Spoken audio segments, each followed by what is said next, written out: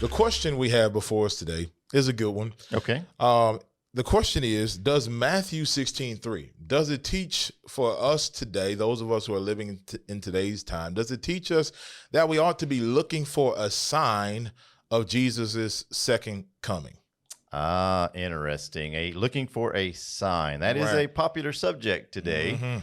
People think that everybody thinks all the things they're seeing is going to be Jesus's return, and that's Right. what this is talking about. Matthew 16:3 says, "And in the morning it will be foul weather today, for the sky is red and threatening. Hypocrites, you know how to discern the face of the sky, but you cannot discern the signs of the times." Mhm. Okay, so the short answer to this question is no. This does not teach us that we need to look for a sign of Jesus' second coming. It's not what it's teaching us, because that's not what the text is about. His coming. It's That's not. It's not what it's about. He's actually in the flesh dealing with these individuals at this particular time. So, as always, we want to deal with the text. We want to put things in their proper context. We want to understand them in the way that it's being explained here in this verse. So, as the Pharisees and the Sadducees is who's Jesus talking to Exactly. in this moment. And the Pharisees and the Sadducees, those are individuals who are looking for a Messiah, but have no idea what they're looking for. right? Exactly. And not only that, but I mean, it says right there in verse 1, it says they came to him testing him. So Exactly. they don't even have the right attitude. They don't, because they want a Messiah. They want whoever they've envisioned in their head, but it's not Jesus. Right. And so, okay, people are saying this guy is the Messiah. Let's test him. Let's put him to the test. And no matter what Jesus does, they're not going to believe him. Exactly. And that's the key. And really what this kind of falls into, these, as I mentioned, there's a lot of people looking for signs today.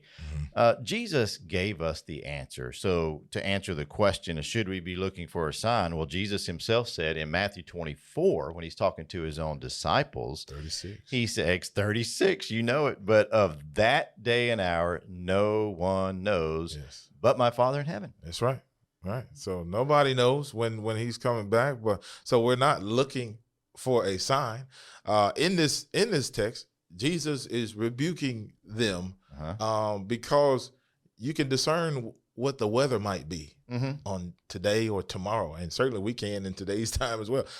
We can do that, but you cannot discern what's so plain and clear that's right in front of you, that he is the Messiah.